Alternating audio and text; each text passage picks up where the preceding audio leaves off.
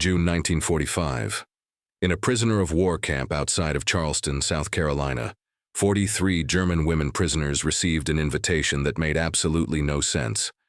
Private Thomas Bradford, one of the American guards at the camp, was getting married. And he wanted the German prisoners to attend his wedding, not as workers or servants, not as a propaganda display or a military exercise, but as invited guests. The women stared at the handwritten invitations in disbelief. They were enemy prisoners. They had served the Wehrmacht. They had been part of the military machine that had fought against America. And now an American soldier was inviting them to celebrate one of the most sacred and personal moments of his life. What happened at that wedding would challenge everything these women believed about hatred, forgiveness, and the possibility of reconciliation between enemies. Before we reveal what shocked these German prisoners when they arrived at that American wedding, tell us where you are watching from in the comments below. The camp had been established in 1944 to house German prisoners of war, both men and women, who had been captured during the Allied advance through Europe. The women, numbering fewer than 50, were housed in a separate section of the facility. They had served in various support roles for the German military: radio operators, clerks, nurses, mechanics. They were not frontline soldiers, but they had been part of the war effort, and their capture had left them in a state of uncertainty and fear about what the future would hold. Private Thomas Bradford was a 24-year-old from a small town in Georgia. He had been assigned to guard duty at the camp after being wounded during the D-Day invasion. The injury to his shoulder had ended his combat service, but not his military career. He had been posted to the Charleston facility, where his duties included supervising work details and maintaining security in the women's section of the camp. Thomas was not what the German women expected when they thought of American soldiers. He was soft-spoken and polite. He never raised his voice unnecessarily. He treated the prisoners with professional respect, following Geneva Convention guidelines, but also going slightly beyond what was strictly required. He learned a few basic German phrases. He made sure the women had adequate supplies for their work. He noticed when someone was ill and made sure they received medical attention. Over the months, a strange dynamic had developed between Thomas and the prisoners he guarded. Not friendship exactly, as regulations prevented that, but a mutual recognition of each other's humanity. The women noticed that Thomas was different from some of the other guards. He did not mock them or treat them with contempt. He did his job efficiently but without cruelty. Thomas noticed things about the prisoners as well. He noticed how they maintained their dignity despite their circumstances. He noticed the small acts of kindness they showed each other, sharing food when someone was sick, helping each other with difficult tasks, maintaining a sense of community even in captivity. He began to see them not as abstractions of the enemy, but as people who had been caught up in circumstances beyond their control. In the spring of 1945, Thomas became engaged to his longtime sweetheart, a woman named Catherine Miller, who lived in Charleston. Catherine was a schoolteacher, intelligent and compassionate, who shared Thomas' belief that treating all people with respect was not just a moral obligation, but a reflection of one's character. As they planned their wedding for June, Thomas had mentioned to Catherine the German women prisoners he guarded. He had told her about their circumstances, about how they maintained their spirits despite being far from home and uncertain about their futures. He had described some of them: Greta, who had been a music teacher in Berlin; Anna, who had worked as a nurse and still tried to help others even in captivity; Margaret, who made everyone laugh with her dry sense of humor despite everything they had been through. Catherine had listened to these stories and had asked Thomas a question that would change everything. Do you think they have ever been to an American wedding? Do you think they have ever been treated as guests rather than as prisoners? Thomas had admitted he doubted it. Catherine had then said something that would lead to one of the most unusual wedding invitations in American history. Then invite them, she had said simply. Let them see that Americans can be generous and welcoming. Let them experience joy and celebration. They have seen so much suffering. Give them something beautiful to remember. Thomas had been stunned by the suggestion. Invite enemy prisoners to his wedding? It seemed impossible. It would certainly be controversial. His family might object. The community might disapprove. His commanding officer would need to approve it, and there was no guarantee that approval would be granted. But the more he thought about it, the more the idea felt right. He approached Colonel Harrison, the camp commander, with the unusual request. To Thomas's surprise, the colonel approved. "The war in Europe is over," the colonel had said. "These women will be repatriated soon. They are not a threat. If you want to show them that Americans value human dignity even in our enemies, I will not stand in your way. Consider it approved." The invitations were handwritten by Catherine, who had practiced German phrases to include in them. She addressed each woman by name. She invited them not just to attend the ceremony, but to the reception afterward, to share in the celebration, to experience an American wedding as honored guests. When Thomas distributed the invitations, the reaction among the prisoners was a mixture of confusion, disbelief, and cautious hope. Greta Hoffman, the former music teacher, had stared at her invitation as if it were written in code. "This must be a mistake," she had said to the other women. "Why would Americans invite us to a wedding? What do they want from us?" Anna Weber had been more optimistic but equally confused. "Perhaps it is a genuine gesture of kindness," she had suggested. "Perhaps they truly want us to share in their happiness." Margaret Koch had been skeptical. "I do not trust it," she had said. "There must be some ulterior motive. Americans do not just invite German prisoners to weddings out of the goodness of their hearts." But despite their doubts and confusion, all 43 women accepted the invitation. Partly because it was something different, a break from the monotony of camp life. Partly because they were curious about what would happen. And partly because, despite their fears and skepticism, they wanted to believe that this gesture of inclusion was genuine. The women faced an immediate practical problem. They had nothing appropriate to wear to a wedding. Their clothes consisted of work uniforms and a few basic garments. They had no jewelry, no nice shoes, no way to present themselves as anything other than prisoners.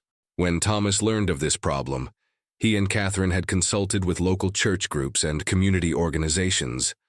Within a week, donations began arriving at the camp: dresses in various sizes, shoes, simple jewelry, hair ribbons, and clips. The women of Charleston, moved by the story of the wedding invitation, had opened their closets and donated items so that the German prisoners could attend the wedding dressed appropriately. The generosity shocked the prisoners even more than the invitation itself. American women, whose husbands and sons were fighting and dying in the war, were donating their clothes to German prisoners so they could attend a wedding. It made no sense according to the logic of war and hatred that had defined their understanding of the conflict. The day of the wedding arrived, June 16, 1945. The ceremony was held at a small church on the outskirts of Charleston. The German women were transported to the church in military vehicles, accompanied by guards. But the guards were instructed to be as unobtrusive as possible.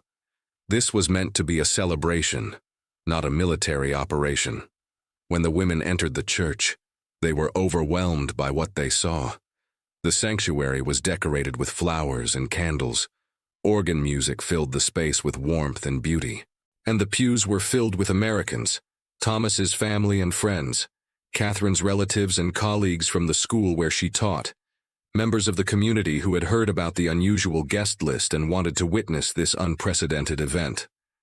As the German women entered, there was a moment of complete silence. Every eye turned to look at them. The women froze, suddenly terrified. Was this a trap? Were they about to be humiliated or punished in some way? Had the invitation been a cruel joke? But then something happened that none of them expected. Catherine's mother, a woman in her 50s with kind eyes and graying hair, stood up from her pew and walked toward them. She approached Greta, who was standing at the front of the group looking terrified, and she did something extraordinary. She embraced her. She wrapped her arms around this German prisoner and held her as if she were a daughter or a niece, and she said in simple English, "Welcome. We are so glad you could come." Other members of the congregation followed her lead. They stood and approached the German women. They shook hands, they offered words of welcome. They gestured to seats that had been reserved for them near the middle of the church, not in the back where prisoners might be expected to sit, but among the other guests. The women sat down in stunned silence. Around them, American families were chatting and laughing, excited about the wedding. Children were fidgeting in their seats. Elderly people were greeting old friends, and the German prisoners sat in the middle of it all, included in the celebration as if they were not enemy combatants, but simply guests at a wedding. When the ceremony began and Catherine walked down the aisle in her white dress, several of the German women began to cry, not from sadness but from the overwhelming beauty of the moment, from the realization that they were being allowed to witness something sacred and personal, from the shock of being treated not as prisoners or enemies, but as human beings worthy of sharing in joy. The ceremony was simple but moving. Thomas and Catherine exchanged vows. They pledged to love each other through all circumstances. They promised to build a life together based on kindness and mutual respect. The minister spoke about love overcoming all obstacles, about the power of compassion to heal even the deepest wounds. And then the minister did something that shocked everyone, including Thomas and Catherine.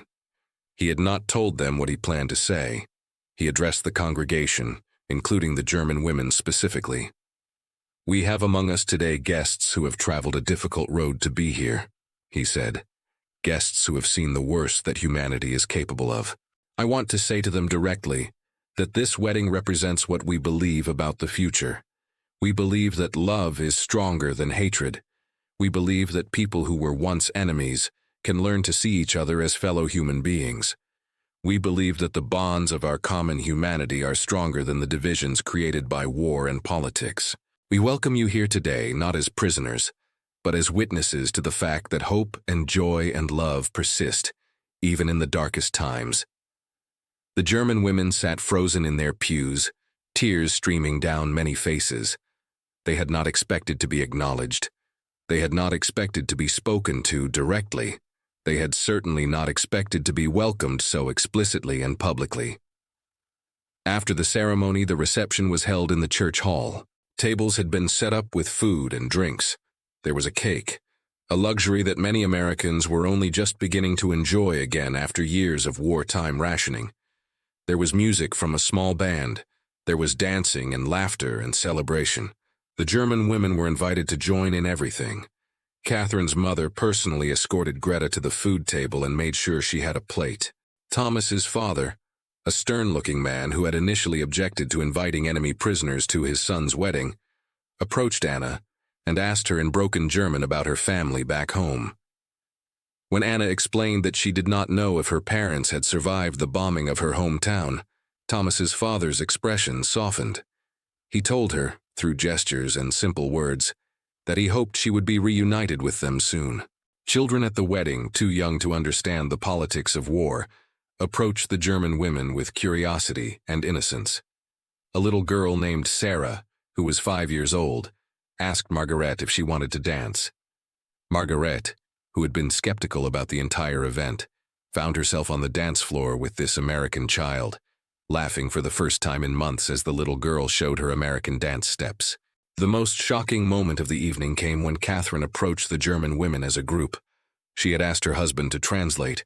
She told them that she had a gift for each of them. She distributed small packages, wrapped in paper that had been saved and reused from other occasions, because new wrapping paper was still hard to find due to wartime shortages. Inside each package was a handkerchief, embroidered with flowers or birds or simple geometric patterns. Catherine explained that these handkerchiefs had been made by women in her church circle. Each one was unique. Each one had been made specifically for one of the German prisoners. The women who made them had prayed for each prisoner as they worked, Catherine explained. They had prayed that the prisoners would find peace, that they would be reunited with their families, that they would heal from the trauma of war.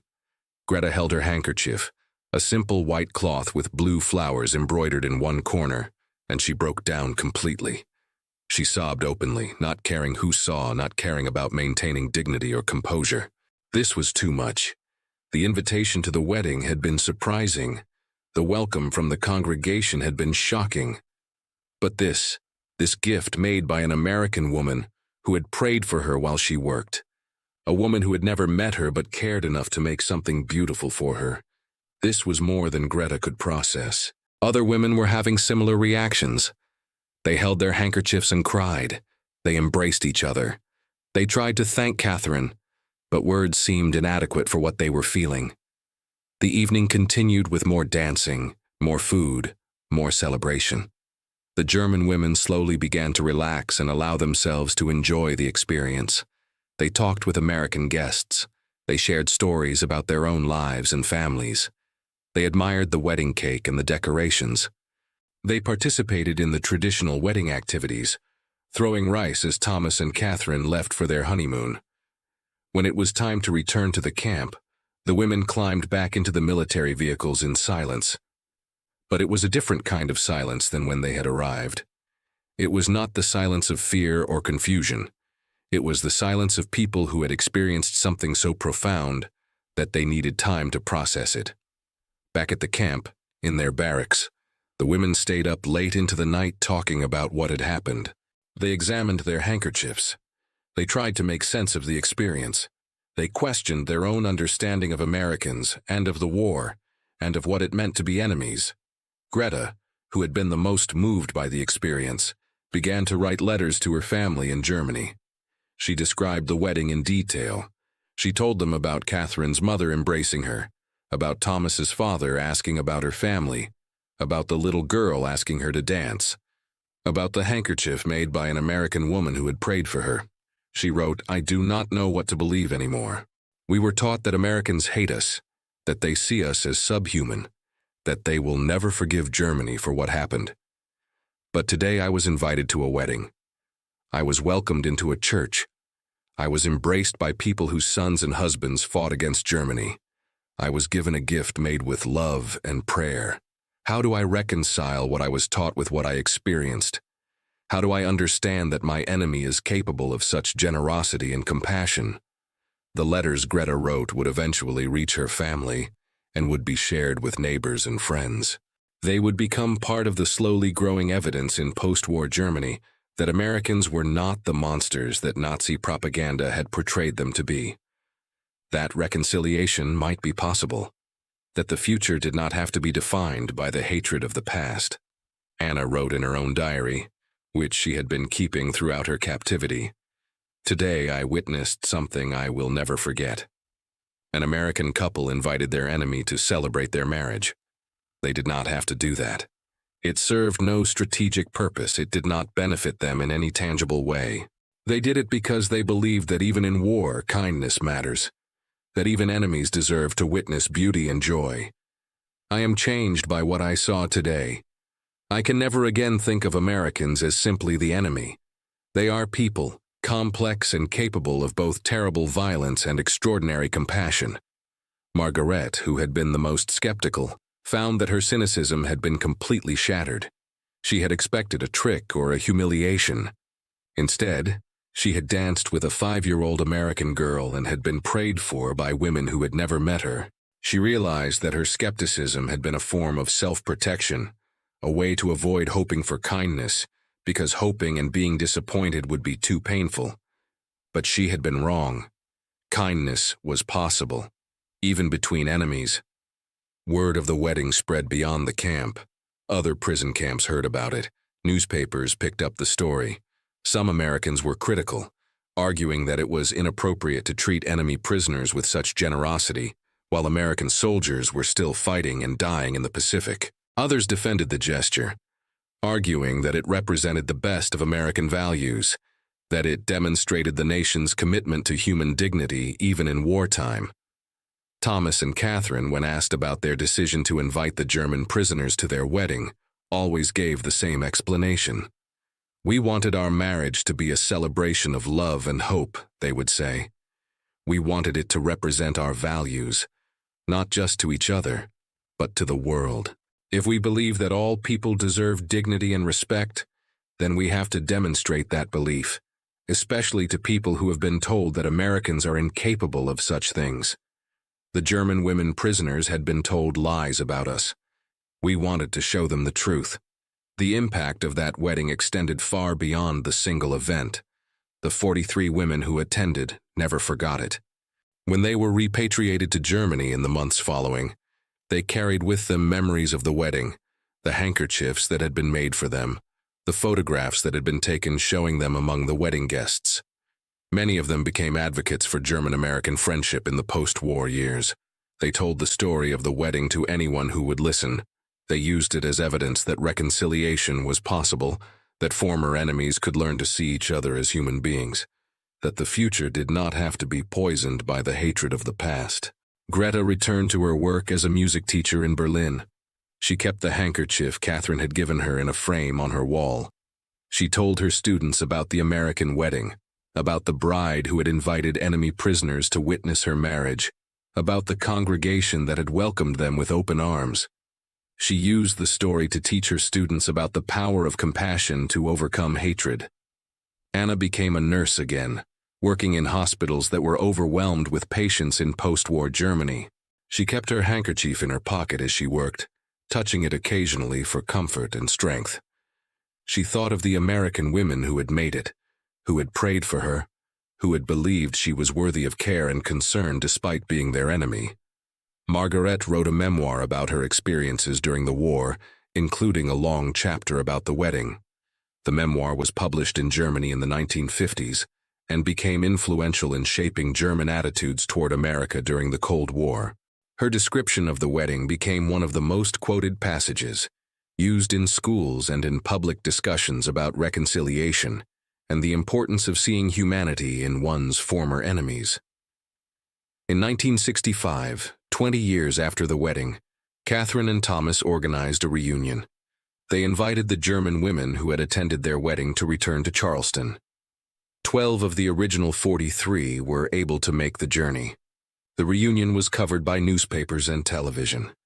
The story of the wedding invitation and its impact on German-American relations was told to a new generation. At the reunion, the women who had attended the original wedding as prisoners returned as free women, as friends, as honored guests.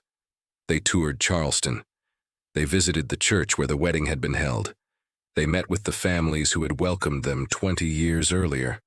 They participated in a ceremony where they formally thanked the community for the kindness that had been shown to them during one of the darkest periods of their lives. Catherine, speaking at the reunion ceremony, said something that captured the essence of why the wedding invitation had been so important. 20 years ago, she said, "My husband and I made a choice. We chose to see you not as enemies but as people. We chose to include you in our celebration not because we had forgotten what Germany had done, but because we believed that hatred could not be the final word. That joy and beauty and love had to persist even in the midst of war. You came to our wedding as prisoners. You have returned as friends. That transformation is what gives me hope for the future. If we can change, if relationships can evolve from enmity to friendship, then anything is possible." The handkerchiefs that had been given to the prisoners became treasured family heirlooms. Several are now in museums, displayed as artifacts of an unusual moment in history, when a simple wedding invitation became a powerful gesture of reconciliation. The photographs from the wedding, showing German prisoners sitting among American wedding guests, are used in educational materials about the treatment of prisoners of war and the ethics of warfare. The legacy of that wedding continues to inspire people today. It demonstrates that even in the midst of conflict, even when we have every reason to hate our enemies, we can choose to see their humanity. That including others in our joy, sharing our celebrations with those who have been excluded, treating people with dignity even when they have been labeled as enemies. These are revolutionary acts that can change hearts and minds more effectively than any weapon. The story of the wedding reminds us that peace is not just the absence of war. Peace is the active choice to include, rather than exclude, to welcome rather than reject, to see the humanity in others, even when they have been defined as our enemies. It is the courage to invite those who have been othered to witness our most sacred moments, and to say, "You belong here too. You are part of our human family. You deserve to experience joy and beauty and love." That is what Thomas and Catherine understood when they sent those handwritten invitations to 43 German prisoners of war. That is what the congregation understood when they stood and welcomed those prisoners into their church. That is what the women who made those handkerchiefs understood as they prayed for prisoners they had never met. And that is what the German women understood as they sat in that church, included in a celebration they never expected to witness, experiencing a generosity that challenged everything they had been taught about their enemy. They invited us to a wedding, Greta would tell people for the rest of her life. And in doing so, they invited us back into the human family. They showed us that we were not beyond redemption, that we were not permanently defined by the worst things our country had done, that we were worthy of inclusion and celebration and love. That wedding changed my life. It showed me what is possible when people choose compassion over hatred, when they choose to include rather than exclude, when they choose to see the humanity in their enemy. That is a lesson the world still needs to learn.